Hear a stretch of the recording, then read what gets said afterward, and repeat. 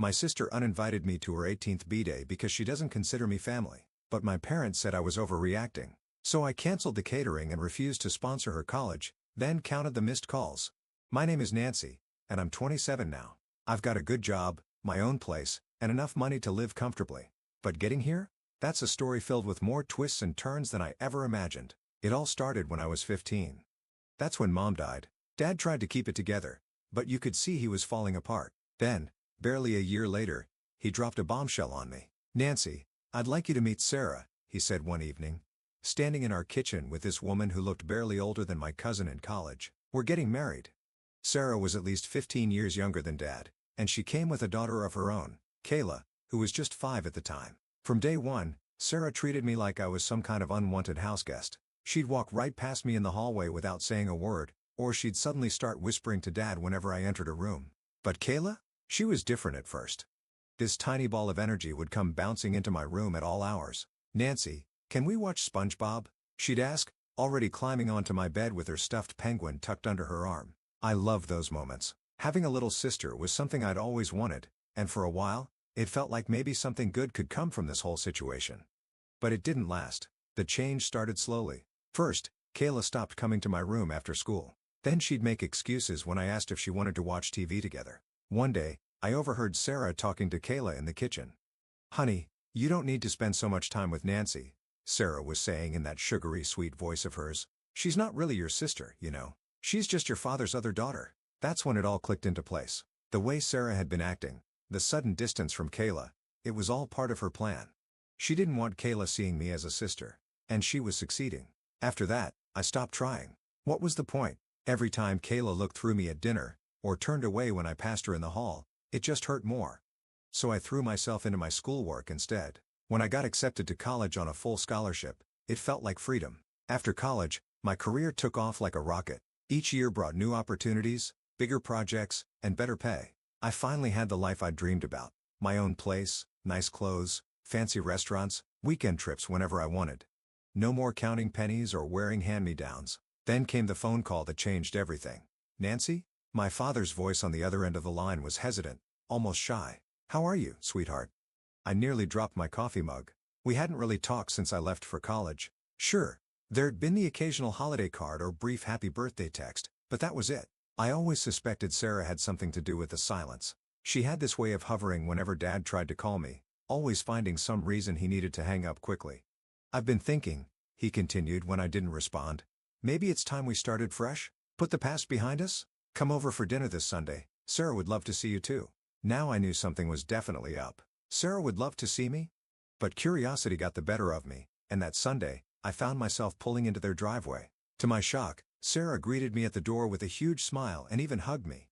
"Nancy, we've missed you so much." I stood stiffly in her embrace, wondering if I'd stepped into the twilight zone. This was the same woman who once forgot to tell me about family dinner being moved to a different time, leaving me sitting alone at an empty table. The visits became a regular thing after that. Every Sunday, I'd come over, and we'd all sit in the living room, making awkward small talk about the weather and local news. Then, about a month in, the other shoe dropped. "The thing is, Nancy," Dad said one Sunday, staring into his coffee cup, "we're having some financial difficulties." Sarah jumped in, her boy's honey sweet. "The house needs so many repairs, and the bills just keep piling up. We hate to ask, but first, it was just helping with the utility bills. Then it was grocery money. Then came the home repairs, a new water heater, fixing the roof, replacing the ancient furnace." Each time they called, the amounts got bigger, but I kept paying. After all, this was family, right? Kayla, now a teenager, remained the one constant in this sea of change. While Dad and Sarah had done a complete 180, she stayed exactly the same, cold and distant. During my visits, she'd slouch in the corner of the living room, face buried in her phone, only looking up to mumble a half-hearted hey when forced to acknowledge my existence. Sometimes I'd catch her watching me when she thought I wasn't looking, this strange expression on her face, not quite hatred but something close to it. I told myself it was just the age difference. After all, what 17-year-old wants to hang out with her 27-year-old stepsister? Maybe if we'd been closer in age, things would have been different. But deep down, I knew that wasn't it. The seeds Sarah had planted all those years ago had grown into thick, thorny walls between us. No amount of money or forced Sunday dinners was going to change that. The call came on a Tuesday evening while I was sorting through my mail. Sarah's number flashing on my phone screen usually meant another bill needed paying, so I braced myself before answering. "Nancy, we're planning something special," Sarah gushed, her voice practically vibrating with excitement. "Kayla's turning 18 next month, and we want to make it absolutely perfect. The thing is, we're a bit short on funds right now." And we were hoping. Of course they were. I rubbed my temples, fighting back a sigh. "What kind of party are you thinking about?" "Nothing too extravagant," Sarah assured me quickly. "Just a lovely backyard celebration. But we want it to be special, you know? Good food, nice decorations, all her friends." I found myself nodding despite my initial skepticism. Maybe this could be different. Maybe this was my chance to finally bridge the gap between Kayla and me. After all, 18 was a big deal. I still remembered my own 18th birthday party, though mine had been a much smaller affair at a local pizza place. "What do you need help with specifically?" I asked, already reaching for my laptop.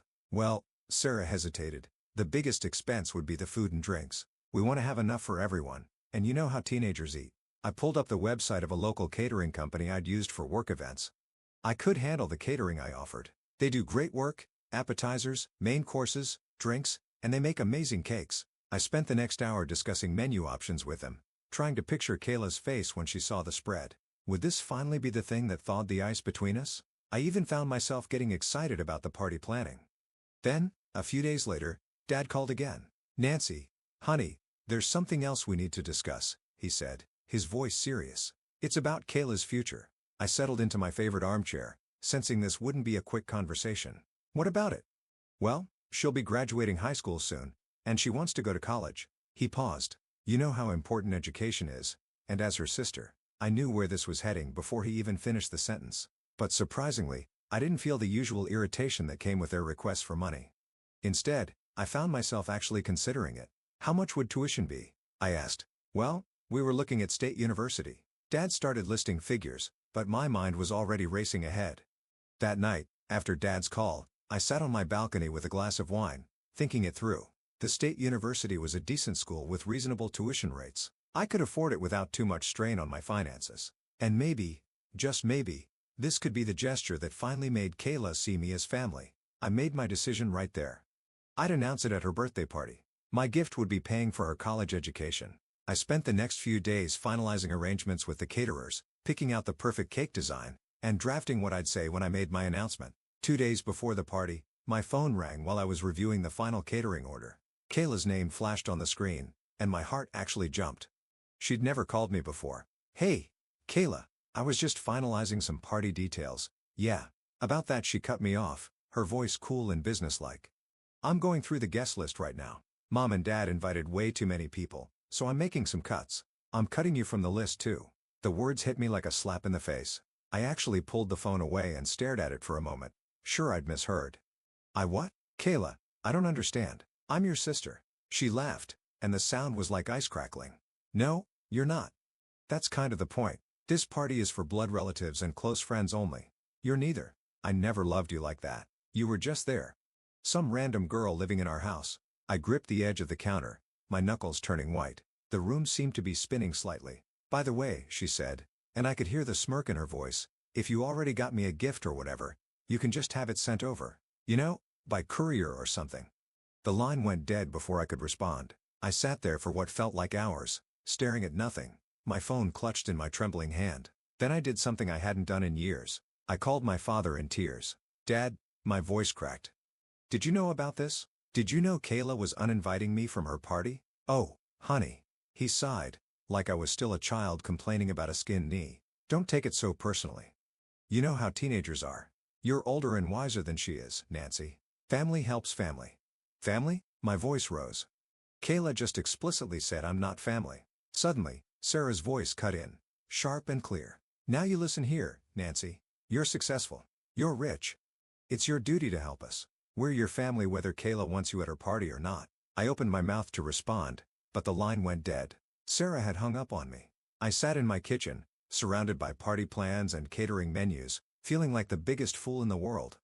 All this time of writing checks, of trying to buy my way into their hearts, and this was what they really thought of me. Just an ATM with legs. A convenient source of cash who didn't even deserve an invitation to the party she was funding. The laptop screen dimmed, then went dark, but I kept sitting there, watching my reflection in the black glass. Behind me, I could see the cork board where I'd pinned the acceptance letter from State University, the one I'd planned to show Kayla when I announced I'd pay for her education. I pulled up the catering company's number, then hesitated.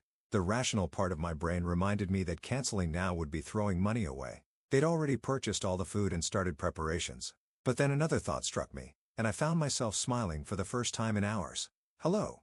This is Nancy Mitchell," I said when they answered. "I'm calling about the party order for this Saturday. I need to change the delivery address, and I'd like to donate the entire order to the Hope Harbor shelter downtown." There was a pause on the other end. "The homeless shelter?" "Yes," I confirmed, pulling up their address on my phone. "Just deliver everything as planned, just to the new address. The full order, all the appetizers, main courses, desserts, and especially that 3-tier cake. Don't change a thing." After hanging up, I felt lighter somehow.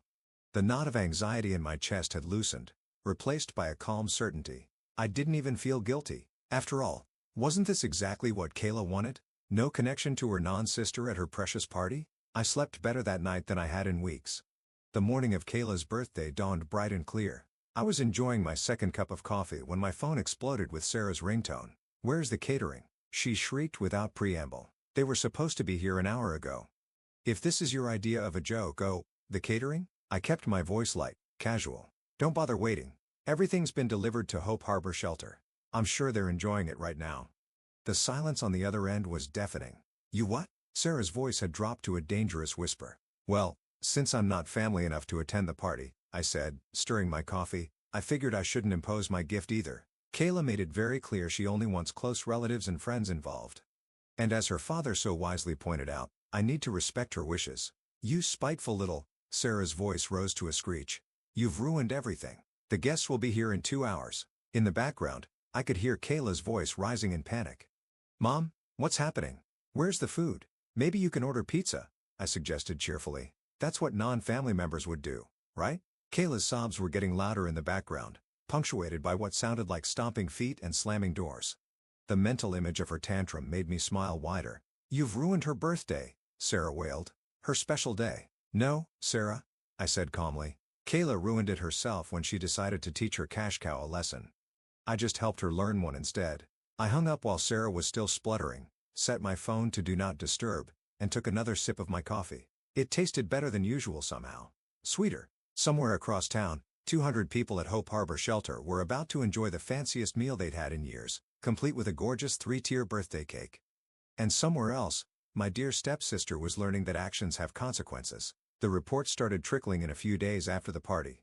My friend Lisa, whose cousin went to school with Kayla, was the first to call. "Oh my God, Nancy. It was a total disaster," she said, trying to stifle her laughter. "You won't believe what happened."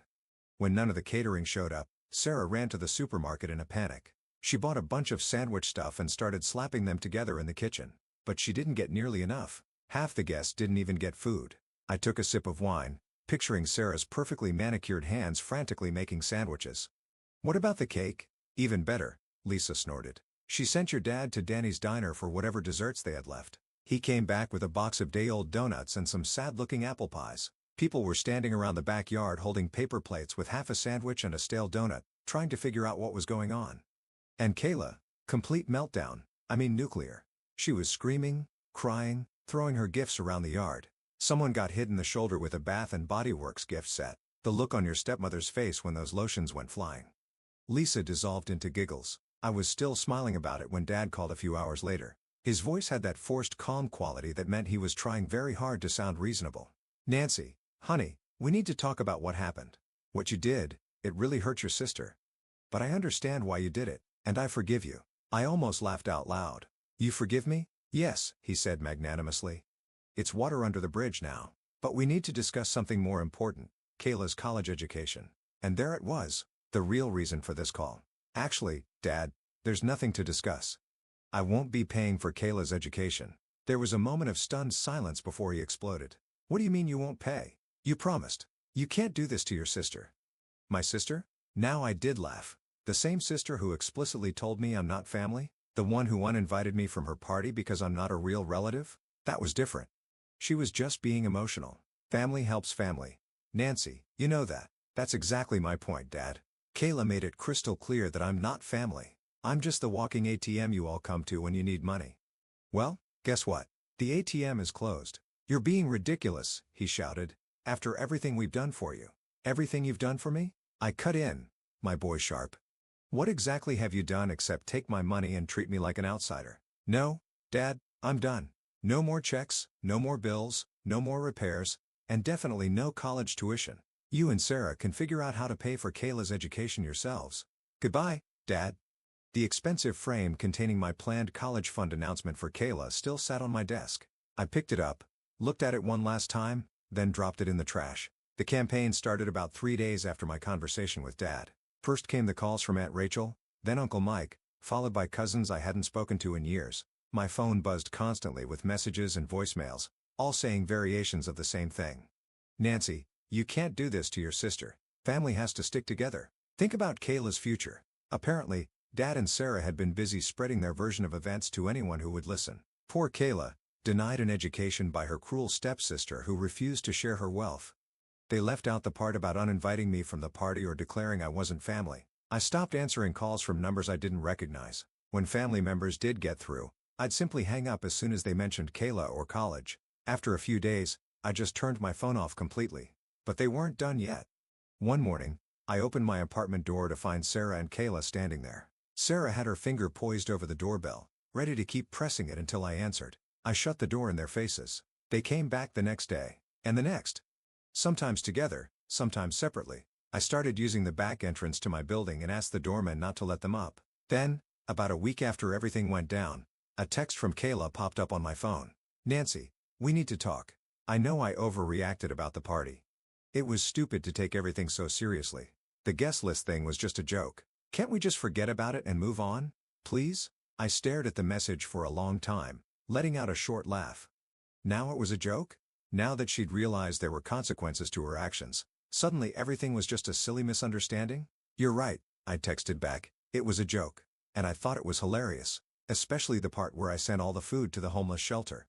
Wasn't that funny? I really appreciated your sense of humor, so I decided to match it with my own.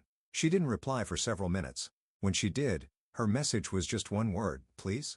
That's when it hit me. Dad and Sarah hadn't told her. They hadn't mentioned that I'd paid for the catering, or that I'd been planning to cover her college tuition. I sat back in my chair, thinking about how differently things might have played out if Kayla had known.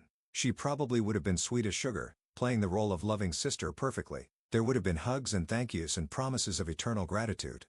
The party would have gone perfectly. I would have made my big announcement about college, and everything would have seemed wonderful on the surface. But it would have all been fake. Just another performance in the ongoing show of let's pretend we're a happy family as long as Nancy keeps writing checks. In a weird way, I owed Kayla a thank you.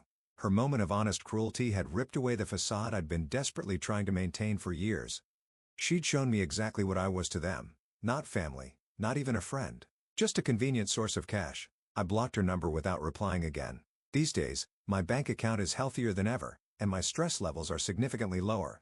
No more unexpected calls about broken appliances or overdue bills. No more guilty manipulation about family obligations. No more pretending. 6 months after the party fiasco, I heard the latest drama unfolding at my old house through Lisa, who still kept in touch with the neighbors. It turned out that Kayla confronted our parents about using their savings for her education. She was confident they had money set aside. After all, they'd been talking about her college plans for years. That's when they had to confess the truth.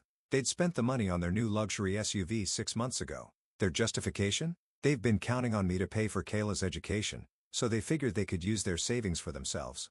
The fallout was exactly what you'd expect from someone who'd been raised to believe the world revolved around her. According to the neighbors, Kayla's reaction could be heard from 3 houses down. First came the demands for them to take out loans to cover her tuition.